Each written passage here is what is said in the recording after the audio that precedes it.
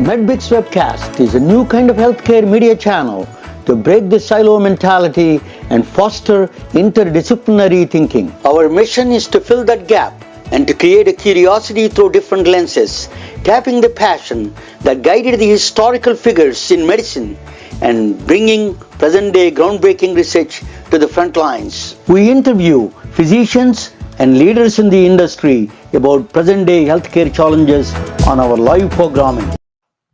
Welcome to the MedBricks webcast. This is Ramana Namaraju, the host of the MedBricks webcast. No, I'm not Albert Einstein. All my guests are right now. So I'm going to talk with a doctor from near Washington State, Dr. Dike Drummond. He has been he's a leader in the physician coaching. The burnout is unbelievable around the world. It's not just limited to the United States. The burnout of healthcare professionals is just staggering. And I don't know, nobody's at the policymaker level, at the organization level, at the individual level. Somebody has to address that, and we have to do one way or the way. This problem has to be facing. We don't understand. We really understand the problem, but nobody is talking about it. So we'll talk with Dr. Dike Drummond as a very expert in this area of the physician burnout and coaching. He coached more than 40,000 visitors, and he has coaches he's been doing for almost 20 years. He has been there a long time. So, but then after that, I'm going to present a topic it's a very interesting topic on mathematics and medicine. Why strangest abstract math, number theory is called. It is why it is so connected with the medicine. It is very connected with the medicine. It is just a mind-boggling and a portal to something strangest universe. Portal to something strange that I'm going to present to you. It's going to be a fascinating topic. Without further ado, let me bring Dr. Dike Drummond to the stage. Dr. Drummond, welcome to the MedBricks webcast. Well, thanks, Ramana. Great to be here. Let me ask you, Dr. Drummond, I see you that just give me your personal and professional background, where you are staying right now. What is your background a little bit? Yep, I'm beaming in from Tacoma, Washington, on the top left of the United States of America. I'm a family doc by training. For 10 years, I had a very busy rural do-it-all family practice in Mount Vernon, Washington, which is about halfway between Seattle and Vancouver, BC, on I-5. Delivered 500 babies, classic country doctor. And I burned out of my practice in the year 2000 at the age 40. I had an impulse to become a coach at that point. So the first thing I did when I stopped seeing patients was I got certified as a coach. Very fortunate for me. In 2010, I started my full-time physician burnout coaching practice on the web at the website, HappyMD.com. Supposed to be a head snap. HappyMD, there's no such thing. I got to see what this guy's talking about. HappyMD.com. And when I started coaching doctors, I saw patterns in what was burning them out and patterns in what was getting them better. Started writing blog posts. That turned into a book. And now in the years 2011, 12, 13, 14, all of a sudden, all sorts of doctors are becoming employees. These days, 73% of American doctors are employees. But we all remember the days of paper charts and when you had your own practice. So now all of a sudden in the teens, there were all these organizations that employed 100, 200, 300, 500, 1,000 doctors. And the CMOs and the CEOs said, they came to me because they saw my website and said, can you do a training for our doctors to help them not be so burned out and stressed? So I developed a line of trainings. And since 2010, I have actually trained over 40,000 doctors on 4 different continents. And we've also added our individual coaching and individual tools for individual doctors. We've added to that a whole set of retreats and trainings for physician leaders to become a wellness champion and build the corporate burnout prevention strategy for the organization. I'm a physicist. That one thing I saw, it caught my eye. He said that he created a level 4 and matrix like a sci-fi thing. I loved it. Tell me a little bit about they were level 4s, the burnout, the systemic, the individual burnout, the level 4s. Well, let's talk about the physics of energy in a physician. Now, the fundamental feature of a person who became a physician is they had to make a choice at one point in time. I call it the fork in the road. You had to make a choice. Was I going to go to medical school or do anything else?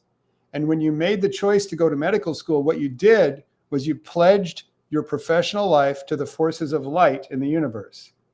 As we battle specific forces of darkness, illness, suffering, death, dying, and family members' crazed attempts to deal with those things. And what happens is, because you care about your work, you want to make a difference as a helper and a healer, your heart and your soul and your identity are in your work, you're at much higher risk for burnout than somebody who's just punching the clock and doing a job. And the key is to keep your energy balances in the positive range. And there's 3 energy tanks inside everybody. There's a physical tank, an emotional tank, and a spiritual tank. If those energy tanks drop below 0, what ends up happening is the symptoms of burnout come out: exhaustion, cynical and sarcastic, and what's the use? And it dramatically affects the doctor's ability to connect with the patient, to offer quality care, to enjoy their practice. And it can actually have complications that include depression and suicide. And suicides double the background rate of folks that aren't doctors. So it's a really serious thing if you allow it to go to the crisis point. So emotional tank, you said the physical, emotional, spiritual tanks. That's very interesting. That is what physics understand, that the levels of the flow. Yes, and then he said that is a matrix. What is the matrix that you're proposing? Is a treatment options, treatment kind of protocol that is? Yeah, I mean, the matrix that I did, it's a free report. We have 235 different ways to prevent burnout, but there's 2 ways to get your energy back in balance.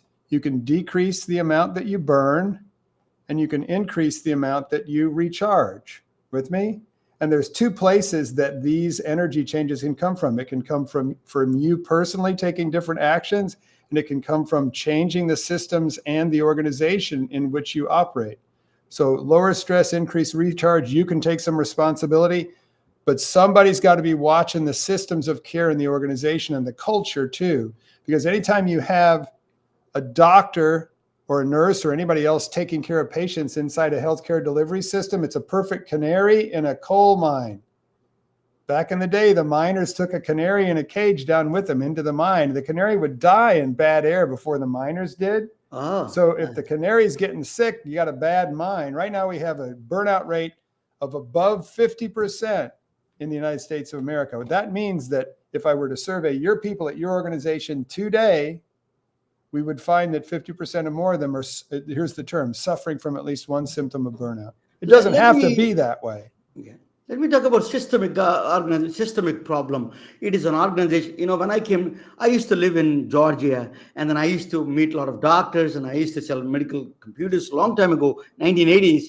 And then most of them are independent doctors. They're not working for anybody. Now what happened is they started working for corporations. They understand the power of the corporations now, their strength and their brutalness and brute forces. So they're waking up for corporate medicine. That is a systemic change I saw. So can you address that a little bit, Dr. Drummond? Sure. Back in the day, when we were a cottage industry and doctors were in small groups or solo and owned their own practice, that was a specific kind of an entrepreneurial doctor that was comfortable seeing patients, usually in high volumes with paper charts, and comfortable running every aspect of their practice. That kind of a doctor really doesn't exist anymore. That's an old school boomer thing, right? But as we take doctors and put them into an employee position, most of them are being hired by, and they're not being forced into this. They can see the writing on the wall for their own practice profitability, and they ask to be absorbed by the hospital for the most part. But what ends up happening is if you're absorbed by a hospital system, guess what? The hospital's got a lot higher overhead than your little office in town used to. Most doctors I talk to, if they compare their pre-tax income and benefits package to the amount they billed and was collected for the organization in the past year, you'll find that the overhead as an employee doctor is 70%. It is against the common sense, Dr. Drummond. The hospitals costing more. Why we are supporting hospitals, why the government itself, with the policymakers, politicians, why they're supporting the hospitals, which causes more expenses than, for example, if you go to a outpatient diagnostic center, MRI costs about $500. When you go to the hospital, it costs you $5,000. Why why we need to support this kind of a system that is they're getting more and more powerful, what we are talking about it, and how we are going to address this problem at the policy level, at the political level at least. Do you have some comment on that? Well, what I'll say is that there is no healthcare system in the world quite like the United States of America. The last healthcare system in the world that did not have a public health system where healthcare was a right and not a privilege was Switzerland. And they became so appalled at the fact that they had a 15% uninsured rate that they voted themselves a national health service in the 1990s. Here, we have the worst healthcare system in the first world, bar none. Most expensive, absolutely atrocious outcomes if you compare us to any European country. And every pig is at the trough of the American healthcare system because you got 18% of the GDP going through there. You can bet your bottom dollar that the differential between hospital-based services and outpatient-based services was somehow bought by a lobbyist who influenced the legislature somewhere to make that the law of the land. And right now, everything is so entrenched by the money and the amount of people in the industry that I can't see the American healthcare system unless it completely collapses, and it is very shaky right now. Go see an emergency room in an inner city these days. It looks like a mini Afghanistan evacuation. Unless everything collapses, no change is going to come from within. There's too much money in the pot. But Dr. Drummond, I used to live in Georgia. One time the HMOs tried to come in. So Georgia, the doctors at the time, they all got together and educated the patients and told them not to vote for the HMO bill. They fend off the HMOs for a long time with the power that the doctors have with the patients. They have a lot of patients. Patients are the powerhouses. They are the vote banks, and they have the power. Why don't they use that great power that they have to educate the patients in this direction? Well, you could, but you're talking about 100,000 doctors educating 100,000 people in different places. What's missing is the ability to practice collective bargaining. What's missing is a national set of physician unions. Now, the challenge is, even if we unionized, doctors won't walk out because doctors won't abandon the patient. Yeah. The payers will, the providing organizations will. They'll deny payments. They'll deny authorizations. 30,000 in an hour at one of the reports that I saw. But the doctors won't walk off and actually exercise their collective bargaining right. And I'm not a big proponent of unions, but unions would make a big difference if they were here now in enforcing reasonable work conditions for everybody, not just doctors. You're kind of a resort about commenting about the policymakers, the politicians. They're not big. So, for example, what about the organizations, American Medical Association, a lot of local organizations? Why don't they get together and make a huge proposal and bringing to that system that change in the systemic level at the highest political level? Yeah, if you look at most associations, especially the AMA, that's typically where they try to exert pressure, is at the national level.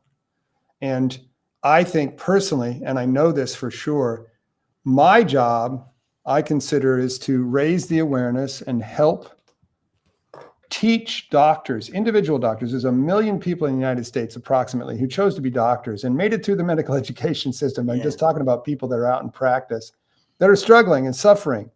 And there are things you can do today about your practice that will make your day better, your team better, and your patient's experience better. We can't wait for things to change at the national level. The question is, can you take your practice and find a job where your practice fits so that you can make the difference you chose to make at the Lightworkers Fork in the Road inside this system that we have? Color inside the lines and still exercise your creativity. So very good. Well said. So at the organizational level, suppose for you at the organizational level, what kind of things you suggest hospitals or health plans, what are they can do for the healthcare professionals themselves And insurance can payers in themselves. If you want to include payers, that's also fine. What they need to do to reduce this burnout, as you said, that Switzerland and other countries, they recognize the burnout as a condition. But the United States, there is no condition, there is no ICD code for the burnout. So how do we, organizational level, what kind of things you suggest to implement at least at the middle level, organizational level, at the hospital level, health plan level?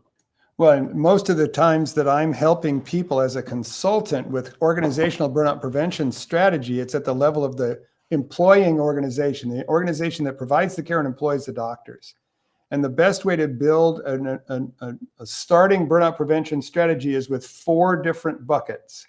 These 4 things, if you put them together and coordinate them with a wellness committee that has a skilled leader at the top, can make a huge difference. Number 1 is education. Everybody shows up at their job in a healthcare organization, doctors, nurses, everybody else, with a great big hole in their education because they've never been taught how to recognize and prevent burnout.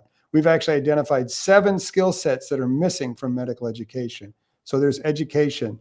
There has to be social and cultural activities. We have to get together outside of work and build human connections. That's what builds our culture. And if you don't party enough, you don't even, I sit on the stage a lot during the year, 200 people in the audience. I say, how many of you looking around here can see somebody you've never met before? And it's a medical staff for a hospital. How many of you can see somebody you never met ever before? How many hands go up? Everyone, every time. So these are organizations where you don't even know your partners. So education, social and cultural, crisis management. You have to have a rock solid crisis management function, more than EAP, to make sure that people don't end up on the side of the road or committing suicide on your watch. I had 2 organizations in 2021 approach me. And when I asked the C-suite leaders on the line, why are you talking to me and why now? They looked at each other kind of sheepishly and they said, yeah, I think it was the 3rd suicide. Oh, hang on a second. First wasn't enough. Second wasn't enough, but you can't fit 3 bodies under the rug. That was criminal, I thought. So education, social and cultural, crisis management. And the last one is you have to do process improvement. That is process improvements whose goal is reducing stress on the workers to decrease the amount of energy that they burn. So under ordinary circumstances, your process improvement projects are to increase income and see more patients and actually make people do more work. But when you're doing a wellness process improvement project, what you're doing is surveying a crew, asking what stresses them out, picking one of those stressors and relieving it, taking it away so that they can get their job done without putting so much time and energy into it. And so with those 4 and a solid communication plan so everybody knows what you're doing, this is another weak spot for everybody I've ever seen. So everybody knows what you're doing. With that in place, you've got a starting strategy. There is one thing is missing in your, that you didn't mention about the pressure of the documentation, electronic medical records, the technology itself, humongous pressure on doctors. Right, it's number 1. It's always number 1. Pardon me? Documentation and digital data flow pressures are always number 1 in every survey that's ever been done. Correct. So that is the biggest stress on the doctors. This documentation, the pressures on this one is a very big thing. So let us talk about just so you know, a big piece of this education bucket is how to master documentation. Really, it's one of the bright points. One of the bright points in what I hope AI will do for us is allow us to use semi-automated procedures to get the chart note done more quickly. You know, the name physicians itself, they represent physical, taking care of the physical body. So they don't understand, as you said, that they don't recognize the burnout because they never really paid attention to the mental side. There is a mind that plays a critical role that they didn't pay attention. Do you agree with that? I need you to be very careful right now. You're blaming the victim. Okay. Okay. Then you're not a doctor, right? Yes, I'm not a doctor. Right. Okay. So let me just tell you. Okay. Do you know how long it takes to graduate? If you start in medical school and you end up in practice as a board certified doctor, do you know how long that takes? Between 7 and 16 years. Correct. While you're in the medical education system, there is one goal, and that's to survive, to make it to the finish line. Nothing else matters. Yeah. and in medical school and residency, it used to be a lot worse. It's perhaps better today, but I'm not sure that's universally true. It didn't matter how you made it to the finish line. You could be missing one eye and 3 fingers off your left hand, but as long as you crossed that finish line, you were out. And what do they call the person who graduates last from their medical school class? They call them doctor. So what ends up happening is you drive your own awareness of your stress levels, of your need for food and rest and using the restroom underneath. They're driven underground by the 2 prime directives of healthcare. Number 1 is the patient comes first. You have to have an off switch on that because that's not healthy if you can't recharge. And the second prime directive of healthcare is something nobody mentions. It goes like this: never show weakness. Never do anything to make anybody think you haven't got what it takes. And under those conditions, you are radically conditioned to not be aware of and not pay attention to your own stress levels. So it's not that they don't know it, it's that it's been driven out of them. Just be clear. Oh, sorry that if I came across wrong that way. No, Sorry everybody about does. No, that was perfect. Thank you for being so patient with me to be able to make this teaching that. point. No, But if actually you I'm think, reiterating your think point. doctors are making conscious choices to not take care of themselves, that's not true. This was beat out of them in residency, and maybe, just maybe, it's different today. I'm reiterating actually what you said, that education is the number one. That number one education is that recognizing that's a part of the education, is recognizing their own burnout. That's what you said. And just I'm trying to reiterate that is the one thing you can emphasize, that recognizing as you're driven out of them, as you say, so they need to be re-educated, realign themselves. Well, and hang on a second. So what we found is that there's 7 skill sets that are missing from medical education that are the things that are absolutely necessary for you to have a long and healthy career as a doctor after you graduate. Number 1 is, how do you define and create your own personal ideal practice? Number 2 is, what are tools to get home sooner, especially documentation tools to get your documentation done, tools to build life balance, tools to manage your boss, since you're probably going to be an employee. Yeah. Leadership power tools so you can manage your team more effectively so you don't have to work so hard. And last but not least, a specific set of skills to be able to find a new job when this one's not working out. Residents are horrible at interviews, just horrible, because they look for their job the same way they look to get into medical school and residency. Pick me, pick me. No, it really doesn't matter if they pick you. You want to make sure you're picking a job that's at least a 70% match for your ideal job description. Dr. Drummond, how much stigma plays a role here? Doctors, don't seek help. Yeah. There's another word I'll add to stigma. Stigma, trauma. So stigma, people don't ask for help because typically they're ridiculed if they do. And on the inside of a doctor who says, oh man, I'm struggling, I'm going to need to ask for help, there's so much shame, there's so much blame, there's so much imposter syndrome. What if they find out, right? Yeah. But the second thing you have to remember is that everybody's traumatized during the course of their education and their practice. So there are stories that every doctor never tells because it's just too painful. And there's a whole bunch of different ways that comes back to affect their behavior as well. Let's talk about spirituality a little bit. I don't know whether you heard about this Mother Teresa effect. It is, if you are dedicated for some kind of a spiritual goal, you have that spirituality, you feel less burnout. Harvard study is done on that one. Do you think spirituality has a role in the physician, in the burnout syndrome? When I use the word spiritual, when I'm discussing doctors and energy, I'm talking about your connection with your purpose. And usually that is a promise that you made a long time ago, that I am going to make a difference. I'm going to be a helper and a healer. And when you're connected with that essence, it provides energy. But if you're not connected with that essence, if you're in a job that doesn't give you the time or the support or the resources to make the difference you want to make with your patients, that same spiritual connection causes you to overextend yourself right into burnout. This is the evil. This is the evil of staffing issues in many jobs. Because if I have 4 doctors and 4 medical assistants, and I lose 2 of the senior partners, so I've only got 2 doctors, and now we've only got 1 medical assistant, but we're still showing up and seeing the patients. You know what that looks like in the profit and loss statement? that looks like an incredibly profitable wing. There's no reason financially for them to actually get you your partners back or give you your MAs back. So this is when bean counters lean on the ethics and the morals of the doctors to keep seeing the patients. And this is when people break. You find them curled up in the fetal position, covered in their own snot in the women's bathroom. Yeah. Spirituality is a kind of an abstract and certain from a people think spirituality is an abstract, but I tell you, one of the spirituality much more mathematical. I'm going to present you a topic on the spirituality and mathematics, something strange that I'm going to say. I'm going to show you. I want to hear it together when you come back, and I will ask you, HappyMD, HappyMD.com. The HappyMD, the HappyMD. Yeah, that's when I come back. We'll ask more about your organization and things. Let me present a little bit of these things, and you and me watch together.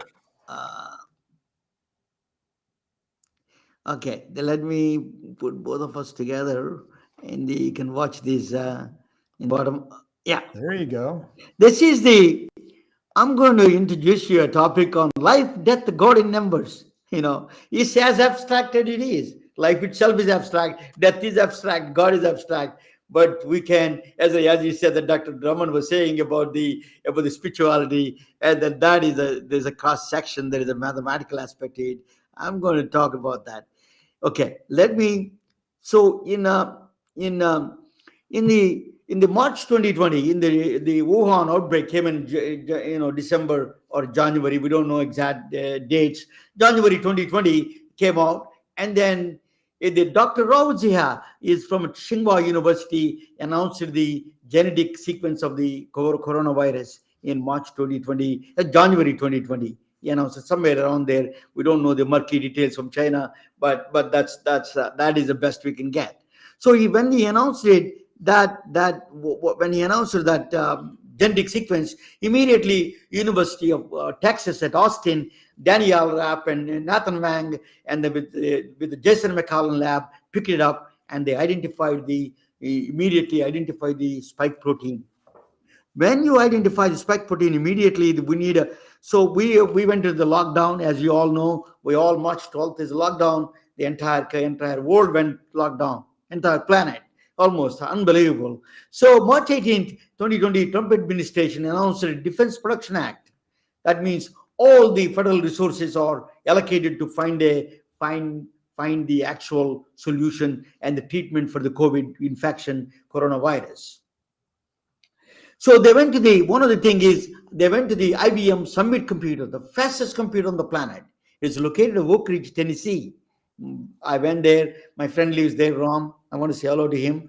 Ram Upaluri lives there. His father was a mathematician working there in that Oak Ridge labs, national lab.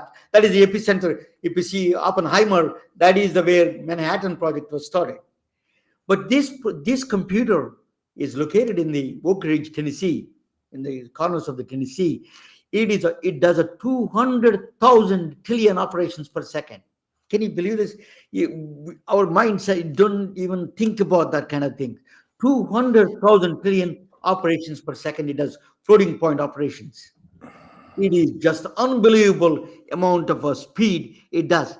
So immediately the user of this computer, what they did was they started trying to find a treatment for the COVID. So what they did was they fed the 8,000 molecules. That's billions and billions and billions of data. The molecules they fed into this IBM Summit computer, the fastest computer on the planet. It took 2 weeks continuous running, this fastest computer on the planet, and it came out with the 77 molecules, possible treatment for the COVID. Possible treatment. It is not a final, but it's saying this identified out of 8,000 molecules after working 2 weeks non-stop with 200,000 trillion operations per second. It took a long 2 weeks, came out. But I tell you, that is so the volume of the data that involves 8,000 molecules is just unfathomable, out of reach of the human mind. Time scales are just enormous. If you really computationally, it is enormous. So I'm going to give you an example of that, how you do that, I'm going to show you a story. Then I'm going to play that story, that Indian mythological story. It tells you something about our mind, exponential, how quickly we lose the mind of that, who cannot understand that this concept. I'm going to play this video. Please watch with me.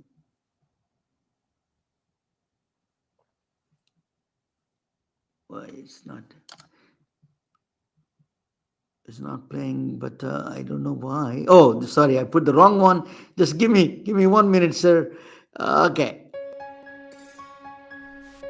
Ambalapuzha is a small town in southern India which is famous for two things: the Sri Krishna temple and Pal Payasam. Pal Payasam is a dessert that's made mostly of sweetened boiled milk and rice. According to legend, the king of Ambalapuzha was a big chess enthusiast, and he often challenged visitors to a game. One day, a travelling sage arrived at the court of the king and challenged him to a game of chess. The king accepted and asked the sage what he'd like as a prize if he won. The sage said he'd like some rice. He'd like 1 grain of rice on the first square of the chessboard, and for the number to be doubled for each square after that. So the king put a single grain of rice on the first square, 2 grains on the second square, 4 on the third and 8 on the fourth. He looked at the grains and thought, what a ridiculously modest prize. He accepted the sage's wish, and the game began.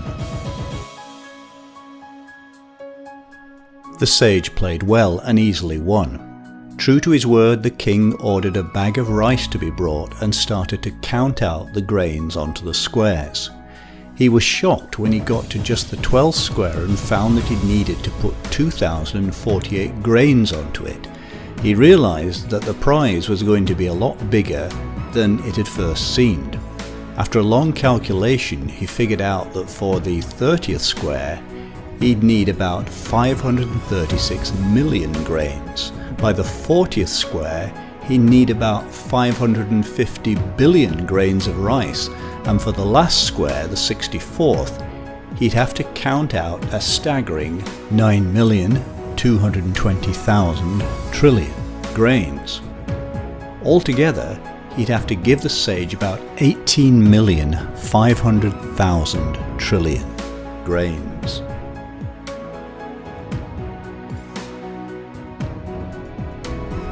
A single long grain of rice weighs, on average, about 0.029 grams, so the total weight of rice that the king needed to give the sage was about 535 billion tons. That's more than 1,000 times greater than all the world's milled rice production in 2019-20. The king realized it was impossible for him to pay his debt.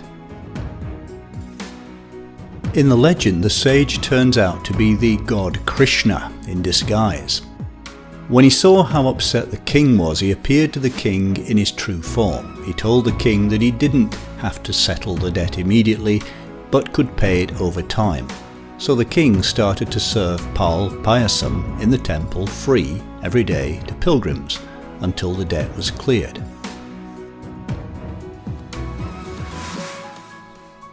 In mathematics, this kind of growth is described as exponential, and as we've seen, it can give rise to large numbers very quickly. The function describing the number of grains of rice per square is 2 to the x minus 1, where x is the number of squares, and you can see from the graph how steeply it grows. So anyway, so that grains, that goes, you can comment anything, Dr. Drummond, if you want to make any comment. So the exponential growth is just is out of our minds. We think that simple thing is asking for the double the rice. It's so simple, 64 squares. This is another, I will give you another example of this. How big. So there is suppose your wife, you're married and your wife is wearing a pearl necklace.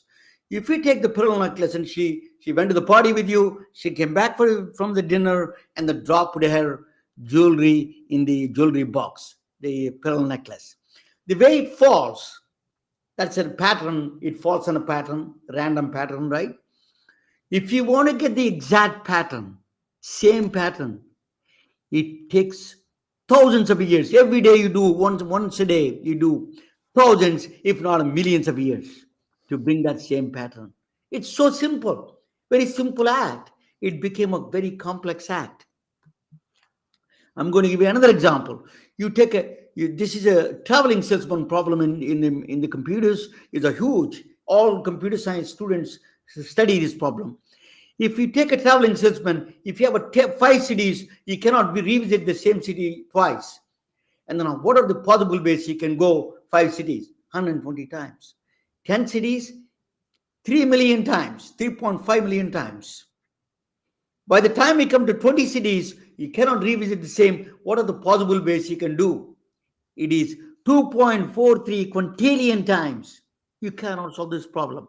It is called a non-polynomial problem in mathematics. You cannot solve it with our present-day computers. It takes 1 million years to solve this problem. So it's so simple. All the airlines, fuel savings, they come to the closest thing, but this is the problem they face, the traveling salesman problem. It's a very common problem and we see in every day. So if you want to do simplicity to complexity, you take a piece of paper and then you throw it out in a complete, and then you want to get the exact pattern. You can do origami, or you do a crumpled paper. If you do that, it takes billion years to get the exact pattern. So simple as that, right in front of our eyes. That is a complexity we are bringing, very strange. So building blocks of the life is amino acids. As you know, let us talk about the life, death, God in numbers. I was talking about the life. Let us talk about the life part of it. Life is amino acids are the building blocks of the life. There are 20 amino acids. They produce proteins. They create a change in the proteins. I'm not a biologist, as Dr. Drummond says. I'm a physicist, so I'm going to talk. I'm not. So 20 times 100 chains. Amino acids form a chains. And then you know that how many times it does?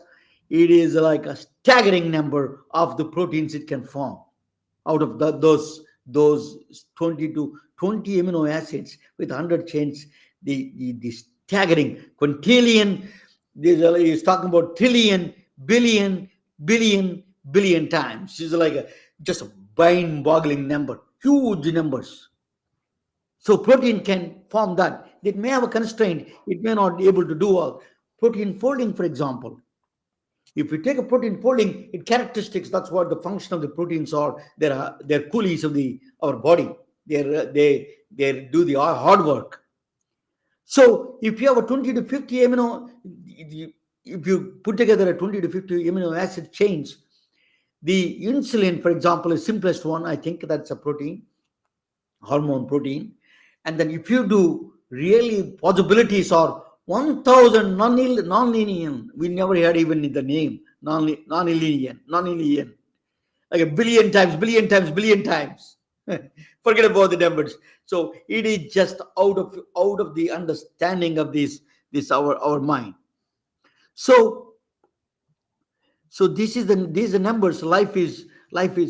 So what is a death? Death. We have 110 billion people, humans died so far. Let us talk about the perspective on the life itself. And then 22.5 quintillion animals died. These are the numbers, are huge numbers.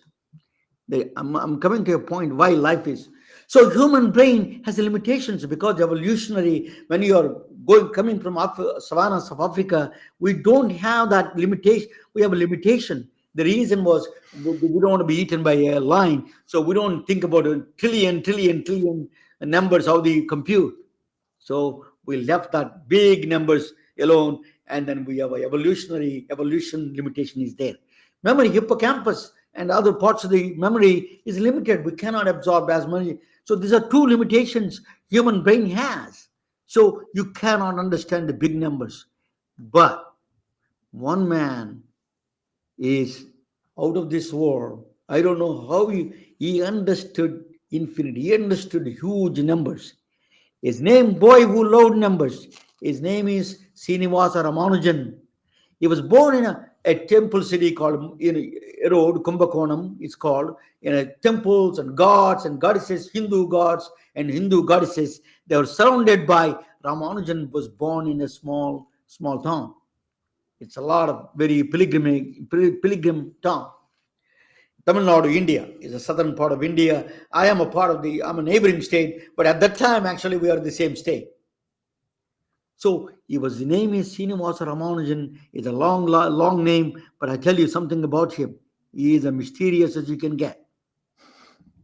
So he was a math madness. He was producing by the teenage years. He never went to school. School kicked him out because he is failing in every subject and only he's talking about mathematics. So they kicked him out. So he got a job as a clerk in the like Albert Einstein was a clerk in the patent world. He was a clerk in the Madras port. He was working in the Madras port is a port for the British. We are under the British rule at the time. He was working as a British. He's 1887. Oh, sorry, I forgot to tell you. He was born in 1887. It's not this last few years. 1887 he was born. So he's producing a strange, just mystic equations. Very strange equations he's producing. One of them I showed you there. 1 plus 2 plus 3 plus all the way you add it to the infinity, the equals to minus 1 over 12. You add all the integers to the infinity, the answer is minus 1 over 12. It's just beyond our understanding of our brain. How he came up, it is really true. And then what he did was he started writing. He was writing all this in a slate. At the time, I used to eat a slate actually in my village. So you write something and erase it because you can save it. So only important equations he was putting on the piece of paper because he wanted to save paper. At the time, it's expensive, the ink, and so he was doing a lot of calculations on the slate, and he was doing a lot in the oil lamp. He produced the mind-boggling equations, and he sent his equations to. What he did was he sent it to G.H. Hardy, a professor in Trinity College in the Cambridge. He sent his letter saying that I did all these things.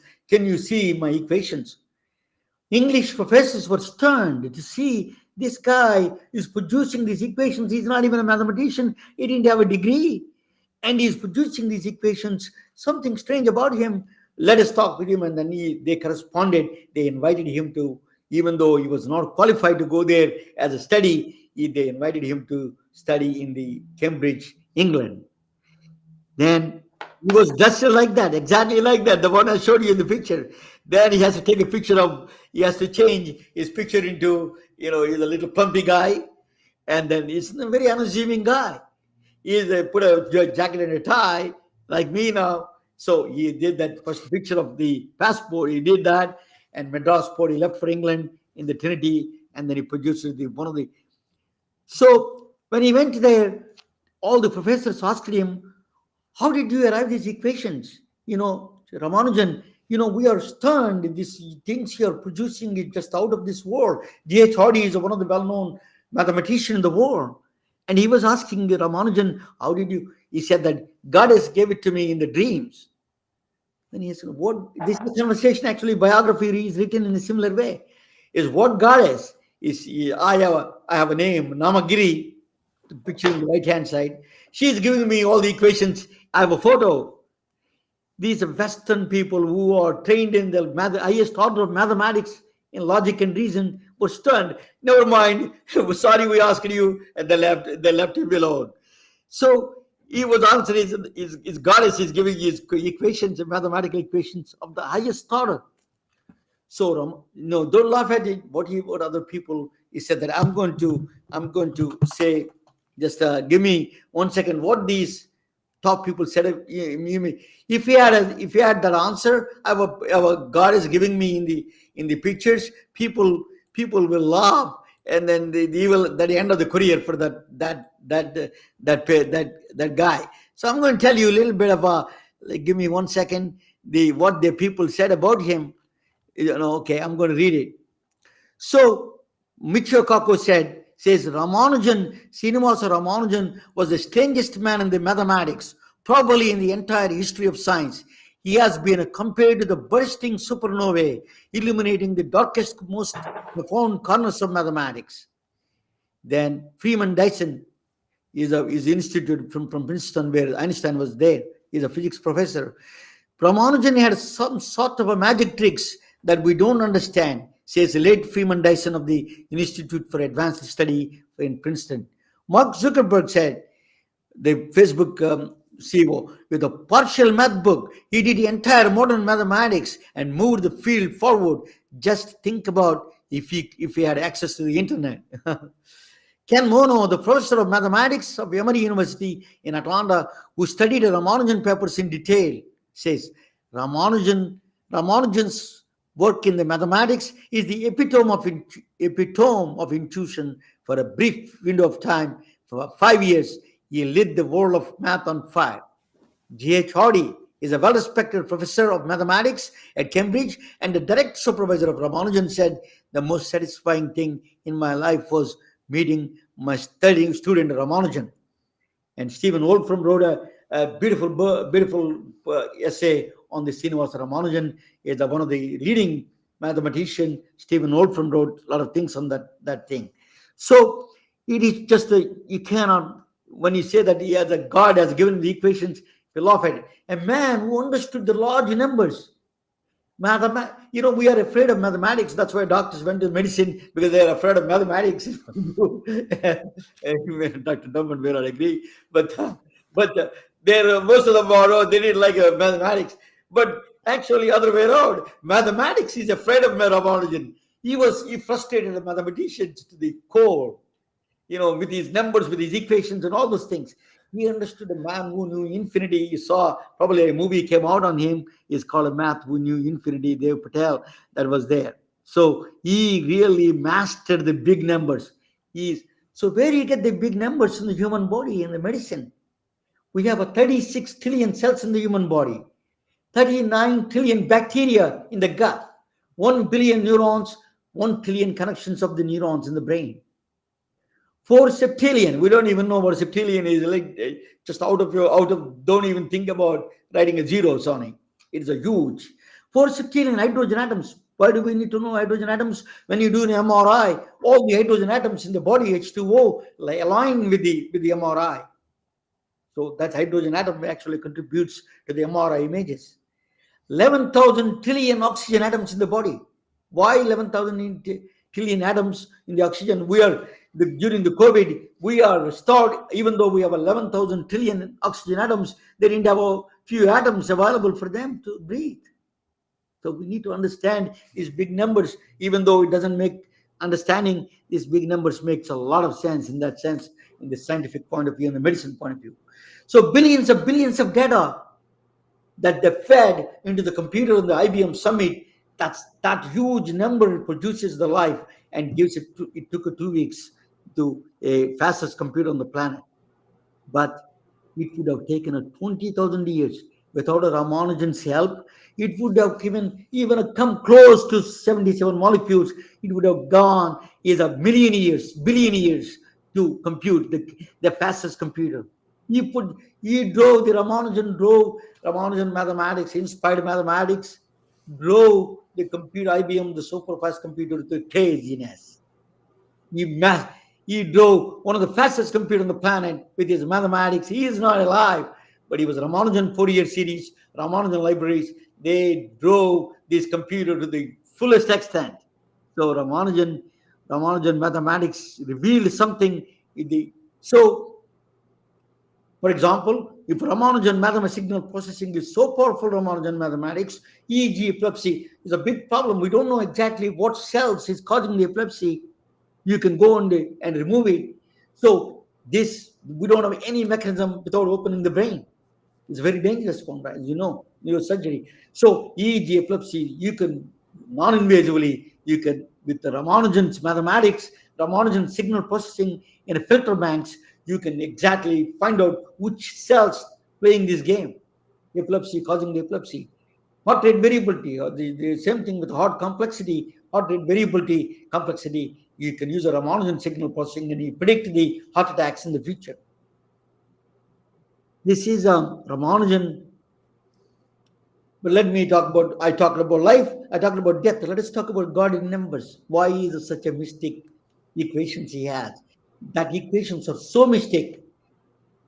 So I want to tell you something about Mahabharata, the epic Mahabharata, Bhagavad Gita. Indians, Hindus, we are sacred about Bhagavad Gita.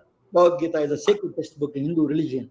In the Hindu religion, there is a two warriors, Pandavas and Kauravas, two warriors. You don't have to remember all the names. There is a battle between them. They're cousins, actually. They're fighting for the lands. During the land, there is a warrior, is Arjuna. He said that I cannot kill my cousins. They're all cousins on their side. And then Krishna, the chariot, is a jockey for that chariot.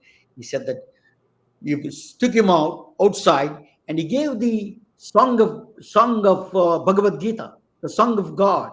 Bhagavad Gita means song of God. He gave the most profound knowledge and wisdom of the life. That is so powerful wisdom and knowledge that he gave. He was telling time is an illusion. It's all these things. You're a mere actor in the whole game. That's what he was telling. Krishna was telling Arjuna. But in the modern world, all these things, and they think it's a cuckoo. So he wanted to show something interesting. Arjuna, he gave a special sight.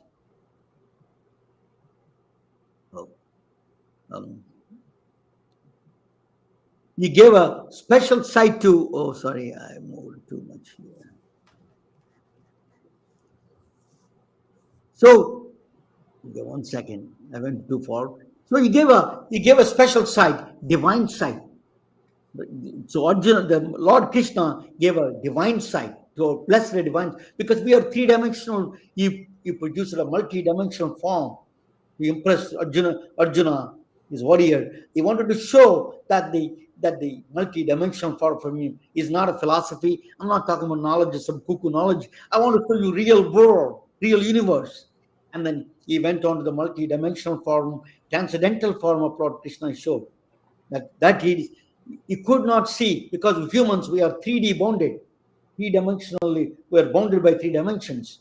So he gave a special sight, a divine sight, he blessed to the Arjuna. See my universal form of my form is omnipotent, everywhere, unlimited power, omniscient, know everything, omnipresent, everywhere, anytime, any place. That the form he showed Lord Krishna. I tell you why it is connected with the Ramanujan mathematics. Ramanujan, there is something special mathematics. It is as crazy as that what I showed you just now, the transcendental form of Krishna. In mathematics, there is a monsters, MC Escher and Moonshine, very strange names. It's a funny names, but it is a very strange, I tell you indeed. So it came out if you see the chair in the bottom of the left side, second row, I put a chair. In the mathematicians, they put groups together. If you rotate a chair in a horizontal way, that's a one group. If you do vertical way, that's a group. If you do different shades also can move. If you put a shadow also can move, that is a group. So they create a billions of groups, infinite series they call. So you can classify the entire objects and everything into the groups. That's called group theory. And don't worry about all the mathematics. But in this group theory, there's one group, strangest group, is called a monster group. It is a huge group. This group means these rotations, symmetries of the rotations of these particular mathematical objects. This group this is a 26 groups. They did not fit anywhere. Mathematicians surprised, because infinite series, everything is infinite, everything followed by some general rules, but these 26 groups are not fitting anywhere. One of those groups in the 26 groups is a monster group. That group is so mysterious, so kind of a portal, maybe a portal to the other worlds. Portal, something strange. Mathematicians surprised a lot of mathematicians. It gave that group there is a moonshine. The objects are called moonshine objects. I'm not the mathematician. I'm doing my best. Dr. Kachru, if I say something wrong, please excuse me. I'm doing my best here. So this group is a very complex theory. So this monster group, there are 26 groups. Out of that group doesn't fit anywhere. One of the group is called a monster group. In that monster group, they identified some objects called moonshine objects. They are so mysterious. They gave a revelation about 196,883 dimensions. Actually, my professor in John McKay in Concordia, where I went to school, he was the discoverer of these dimensions in Concordia, Montreal, where I went to school. This phone gave 196,883 dimensions. We cannot even see 3 point. How can you see 196,883 dimensions that there exist in a portal? That's something related with the MC Escher's tessellations. I'm not sure exactly how they're connected, but it's something these are all very well connected. They came. So Ramanujan went back to India. He was dying, and he wrote a piece of paper, and he submitted modular functions. Just wrote on a piece of paper and sent it to, when he had a tuberculosis, some kind of a disease he could not survive in England. He went back at the age of 32. He went back, and in the last year of his life, he wrote these mathematical equations out of this world, out of this, a portal to the entire new universe. He gave a divine sight through mathematics. The divine sight, Arjuna, the Lord Krishna gave it to Arjuna. Ramanujan gave the mathematicians a new insight, a mathematical tool to see inside. It is just a mind-boggling.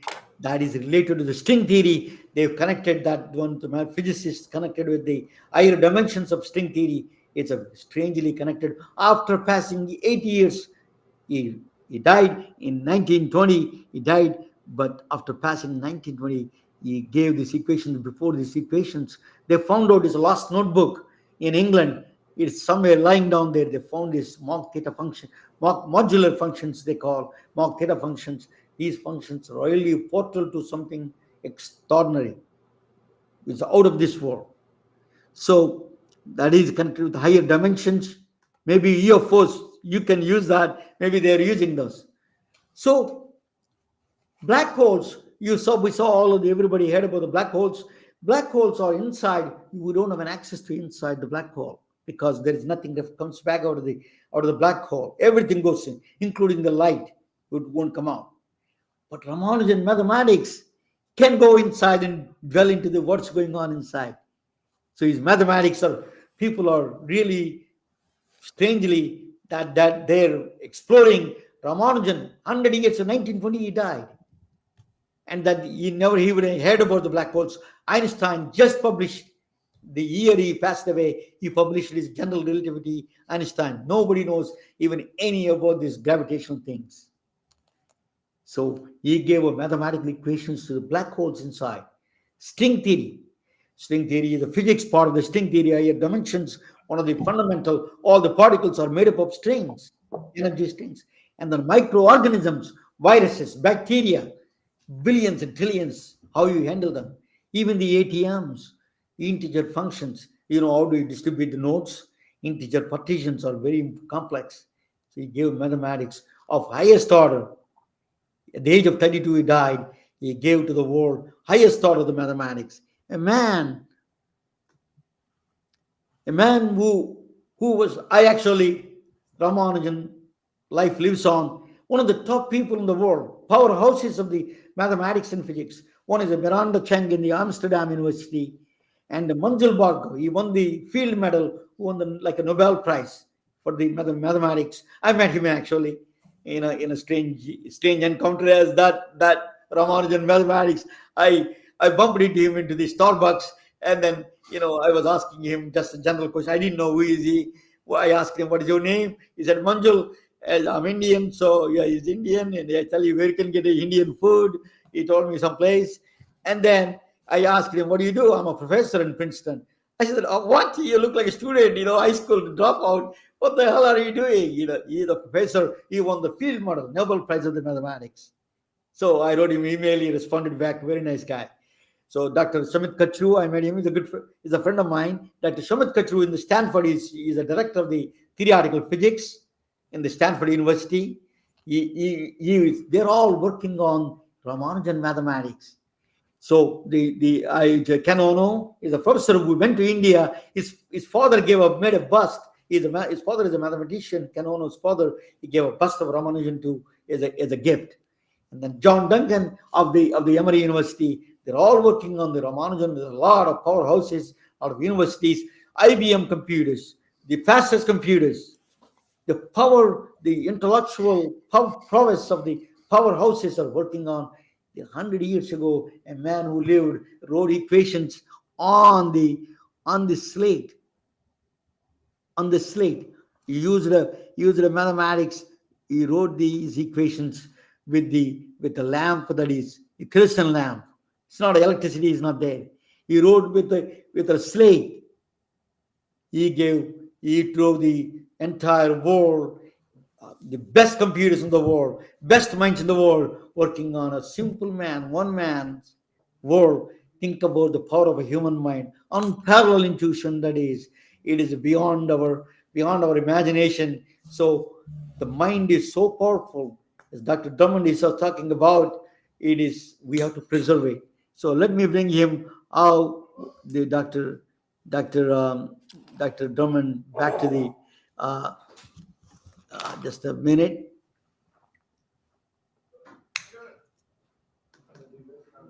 Okay, Dr. Drummond. Okay, can you see me? Yeah, I'll see. Just a minute. Give me that, both of us. Just a minute. Just give me that 1 second. I'm going to turn off this. Okay. And let me just give me 1 second. 1 second. So remember the legend of Ambalapooza, and if you're ever in town... A little bit problem here, the technical issues, as usual.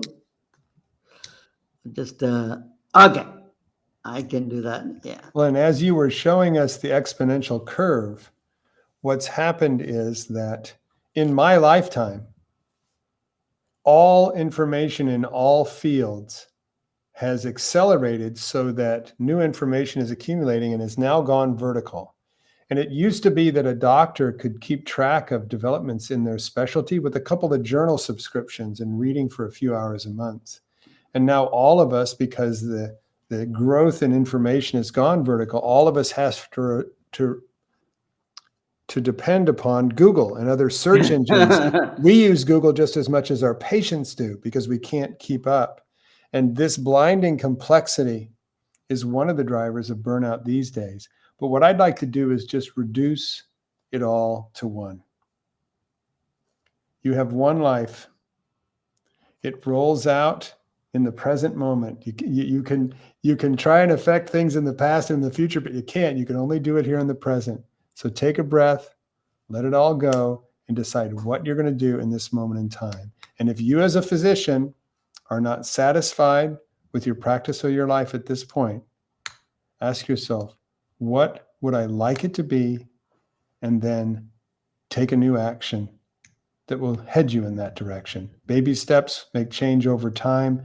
That's how you take dissatisfaction with your career, stress, overwhelm, and turn it into something that hopefully you can carry on as a functioning doctor for a long and healthy career. Thank you. It's a wonderful advice. Thank you, Dr. What is your website, Dr. It's Drummond? thehappymd.com. thehappymd.com. And I'm all over Twitter and Facebook and LinkedIn and Instagram and all that. So my name is unique. So you could just punch that in too. Yeah, your name is definitely Thank you so unique. much, Ramana. Thank you so much. That was wonderful. It is an honor to talk with you, sir. Thank you so much. I did not know about Ramanujan. I did not know about him. So I'm going to look him up for sure. Thank you so much. I really appreciate it. So thank you all. Good night. And then let me bring this. I have a little computer problems, the stress that we have with all these things. Thank you all. Thanks, everybody. Okay, bye. I don't know why it is.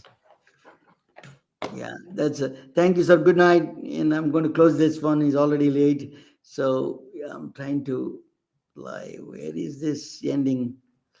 Okay. I cannot do this. and leave. Okay. It still says live on my screen. Oh, he's gone. Okay, so I'm going to leave.